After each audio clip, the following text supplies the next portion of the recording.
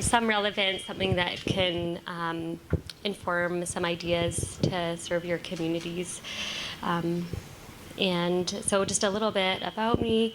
I'm a co-founder of Human Nature Counseling Society, which is a charity based down in southern Vancouver Island, which is also the home of the Lekwungen and WSÁNEĆ territories that we are so fortunate to be able to work and live and play and do our work on, specifically serving the communities of the Songhees, Esquimalt, Sayut, Saykim, Sartlet, Pakachin nations, as well as some satellite communities of the Cowichan, the Malahat, and the Squamish nations. So pretty wide region of southern Vancouver Island, as well as over to the mainland. Is this working properly now? Because I'm getting a lot of echo. So I'm also the clinical director of the organization, as well as a registered clinical counselor, so overseeing all of our clinical services and staff team and supervising practicum students. A bit about my background. I grew up in Calgary, Alberta, inspired by the mountains, the Rocky Mountains out there, and moved out to Vancouver Island about 15 years ago. On my mother's side, English, and on my father's side, Jewish, and so our ancestors coming from Ukraine, Belarus. And yeah, super excited to share with you today our model of practice that has really been thriving and growing over the last 10 years since we founded the organization about 11 years ago. So.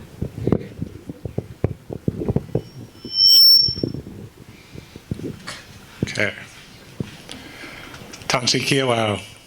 Good afternoon, everyone. My name is Tensley Koontz. I feel like I have to move this way.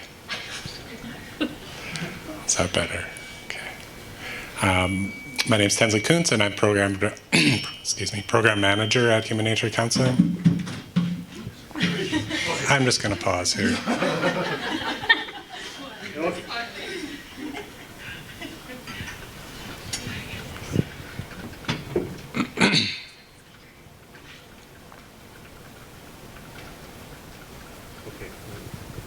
Hello. Better? That seems better. Okay, I'll try that again. My name is Tensley Koontz. I'm program manager at Human Nature Counseling Society and also clinical counselor, so taking on a caseload as well as helping develop and coordinate some of our group programs that we'll talk about in the later part of our session. And a bit about myself. Is I'm Métis background from St. Paul in Alberta on my mom's side and German on my dad's side. And I've been in Victoria for almost 20 years now. I consider it home now. I live on the territory of the Cowichan people.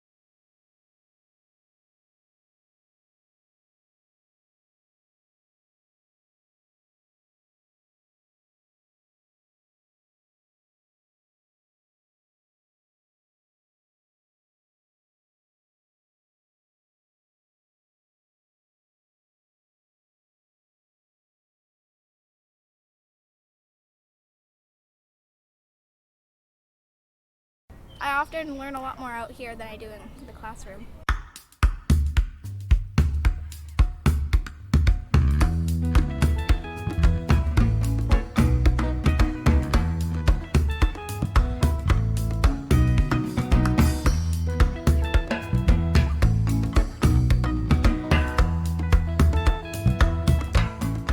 My personal background is in like different outdoor adventuring and building and different types of counseling and psychology. And I teamed up with Human Nature just over 2 years ago to start offering these types of programs. I think it's quite fun. It's a great way to spend your time. I like that we get to spend time outside and just enjoy the sun. Well, it's kind of like a... That pilot project was really focused on providing support to grade 4 or 5 students in particular, and they would connect in local parks, and these were students that were experiencing a variety of different challenges in school. So that was things like low class participation, engagement, anxiety, oppositional behavior, low self-esteem, and just low school attendance, so not engaging in school and class. And just to sum it up, there was really positive shifts that came in all of those areas following the program. So they're connecting in nature-based activities, connecting in one nearby nature location all the time, and being able to sit in solo experiences and sit together socially as well.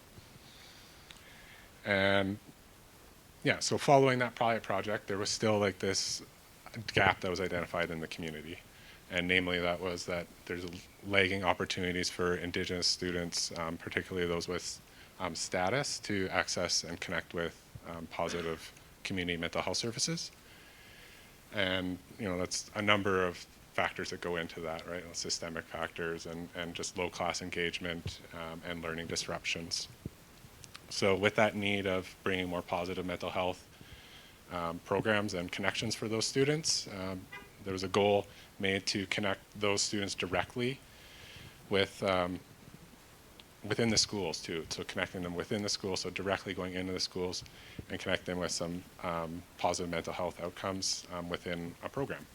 So with that, we tuned the focus of that pilot project and created the Guam Speckums program, which is in the local Senchothan language, meaning strong flowers. And that's referring to the students and the children that are participating. And does anyone know what that flower is? I'm a teacher too as well, so I'm asking a question. It's an important flower culturally, and it's called the camas flower, and it's used in trade and huge cultural significance within Coast Salish communities. So within this program, in getting it off the ground, and then still now, there's been these collaborative partnerships, which has been so key in any sort of success that the program's had. And just to outline some of those that have been integrated in together. So the Songhees Nation was one of the first partners that came aboard with us, and the Songhees Nation is the largest nation in Greater Victoria. It's about 40% of the students that would be in the district, but a much higher proportion, probably like 70-75% of the students in the school that we offer the program. So drawing largely from that nation. And then another point is that there's, within the programming that I'll explain, we also incorporate a lot of elders and knowledge holders, and they're largely from the Songhees Nation. The students, the participants of the group, again, like I said, they're largely from Songhees Nation, but in general, they are Indigenous students who are viewed as having struggles within school in connecting to peers, connecting to school, connecting to staff, and just having lower mental well-being in general. Those students are grades 4 to 8, so age 9 to 14. It's kind of the sweet spot, like Katy was saying, around engaging kids. And a third partner was the Greater Victoria School District, so they came aboard right away, and they have been strong advocates, especially the district counselors and the Indigenous Education Department, in providing support and also funding of different amounts through the different years. And of course, we have the school staff. So within the program, the school-based team, so this is the collection of administrators, teachers, educational assistants, and counselors. They'd be the ones that help select the students that would be most benefit, most need access to the program. And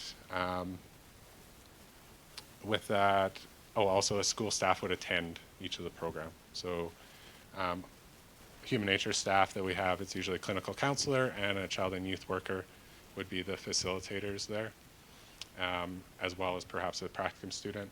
And then there'd be someone from the school staff as well, generally a counselor or an EA. And that's to promote the learning that happens on the program, going back into the school community as well afterward. Thank you. So just really briefly to go with this. So the program delivery, we have students that coming from the Craigflower Elementary, and they would graduate into the 2 middle schools, and then they graduate into the high school. So we have this flow within that same family of schools where students have opportunity to take the program at different levels, and then there's opportunity for them to continue relationships within that school community.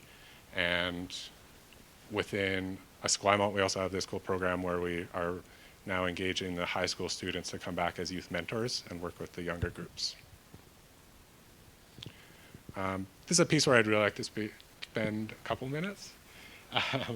And this goes back to what Katy was saying around just our core values of bringing nature-based therapy into now a group program structure. So there's a real emphasis on accessibility.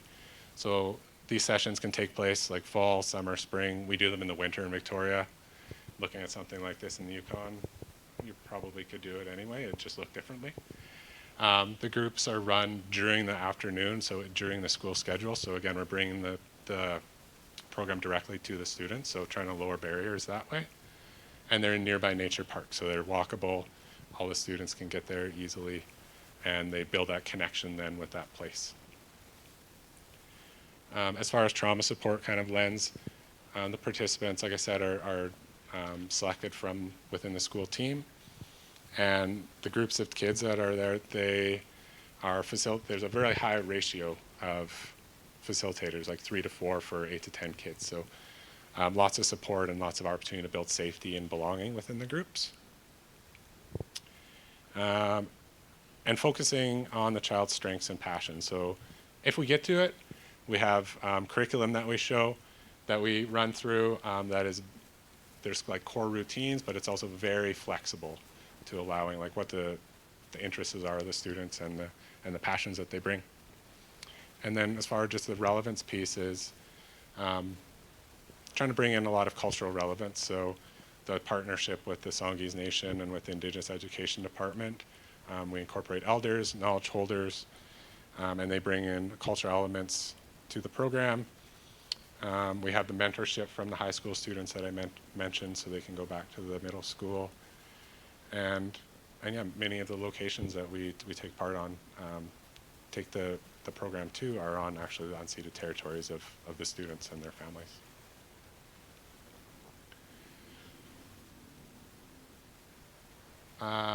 Again, so just to share this piece, so we are largely going from the context that Katy was saying of nature-based therapy and all those components.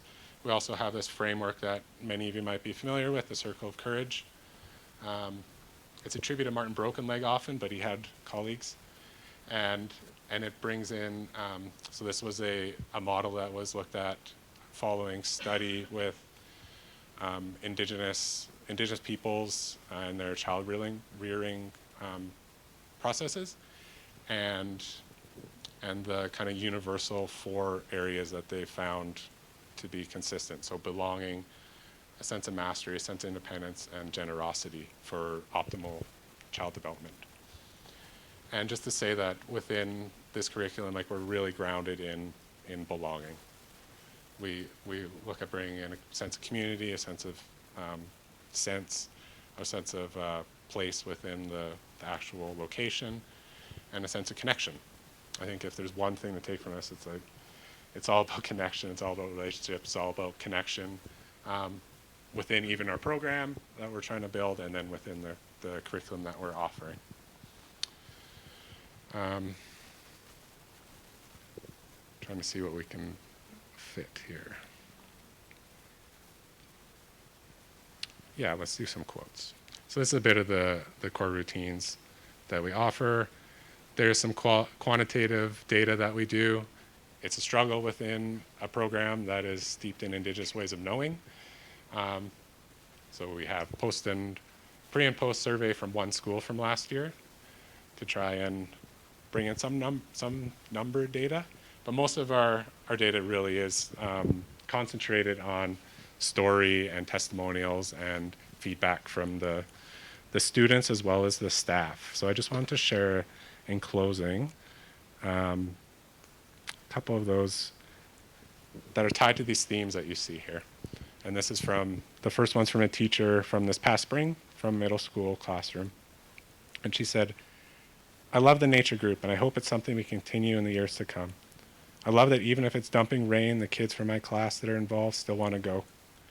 They look forward to heading out every Thursday. I also love that they become so attached to the park, and when we all head over there as a class, the kids from nature group always have something to teach me or show us." And then lastly, from Pam Russ, who's actually been a member of the Songhees Nation. She's also an Indigenous counselor at the district and was one of the school staff that went along with the program for a number of years as well. She shared from her time in the spring at the elementary school. "Some of the biggest moments for a lot of these students was just the ability to go to the ocean and be safe and explore the seashore. Some of these children walked to and from school every day through the park and never stopped to explore. For some, it was the first time they'd seen the ocean or a forest. They asked questions, they explored and learned how to be more respectful in nature and how to touch things without hurting or damaging them. We learned how to be safer in the forest and seashore and that some plants can hurt you. We created a safe place for them to grow, explore, ask questions, tell stories, and learn to trust their classmates and a few adults. The trust allowed me to talk with the students about next year and help make the transition easier. They got to ask me all kinds of questions about Shoreline, and they hope that there's a nature group at Shoreline next year."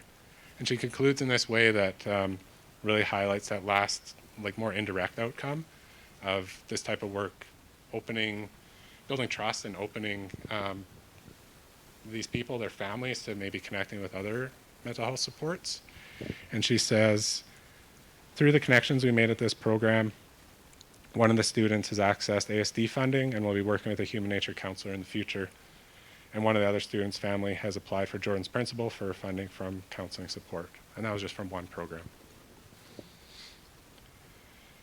So, yeah, let's show the kids too. So I think just in closing, we can share some of the quotes from these kids too. And it reflects a lot of those same themes and those same outcomes. So in the words of the grade 4 or 5 students at Craigflower, and you can read along in your best child's voice. "I love going to the beach. We got to learn about crabs and flowers and trees. I feel braver in nature now. I learned how to climb a tree. I made friends. This is the first time I'd been in a forest. It's so big. And before nature group, I was unable to speak up for myself. Now I know what to say."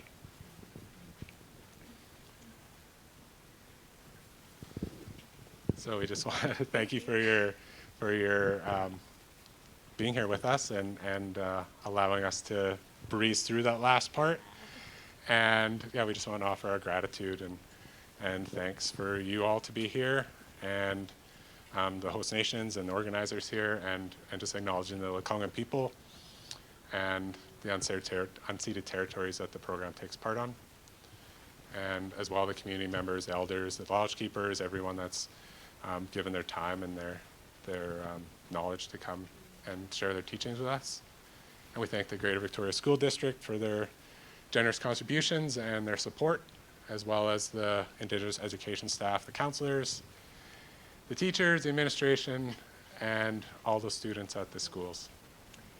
And we didn't have time for questions, but we could hang around after if anybody wants to discuss any ideas with us. I also want to say that Dave and I and Nevin Harper wrote a book about nature-based therapy, so if anybody wants to learn more about this work, I have some copies with me that I brought up in case anybody's interested.